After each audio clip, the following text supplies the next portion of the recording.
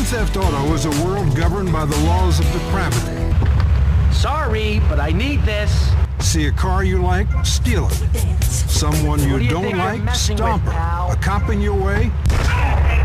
Blow him away. There are police at every turn and endless opportunities to take them down. It is 360 degrees of murder and mayhem.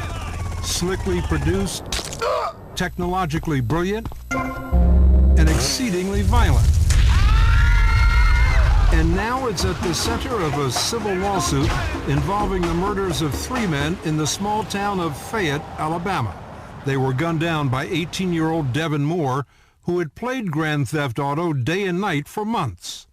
Attorney Jack Thompson, a longtime crusader against video game violence, is bringing the suit. Are you saying that Devin Moore shot 3 people in the head because of a video game? What we're saying is that Devin Moore was, in effect, trained to do what he did. He was given a murder simulator. He bought it as a minor. He played it hundreds of hours, which is primarily a cop-killing game. It's our theory, which we think we can prove to a jury in Alabama, that but for the video game training, he would not have done what he did. Moore's victims were Ace Mueller, a 911 dispatcher, James Crump, a police officer, and Arnold Strickland, another officer who was on patrol in the early morning hours of June 7, 2003, when he brought in Devin Moore on suspicion of stealing a car.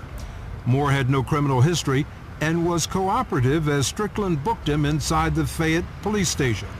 Then suddenly, inexplicably, Moore snapped. This is where it happened. According to Devin Moore's own statement, he lunged at Officer Arnold Strickland, grabbing his .40 caliber Glock automatic, and shot Strickland twice, once in the head. Officer James Crump heard the shots and came running. Moore met him about here in the hallway and fired 3 shots into Crump. One of those shots was in the head. He kept walking down the hallway towards the door of the emergency dispatcher. Once here, he turned and fired 5 shots into Ace Mueller. Again, one of those shots was in the head. Along the way, Moore had grabbed a set of car keys. He went out the door to the parking lot, jumped into a police cruiser, and took off. It all took less than a minute, and 3 men were dead.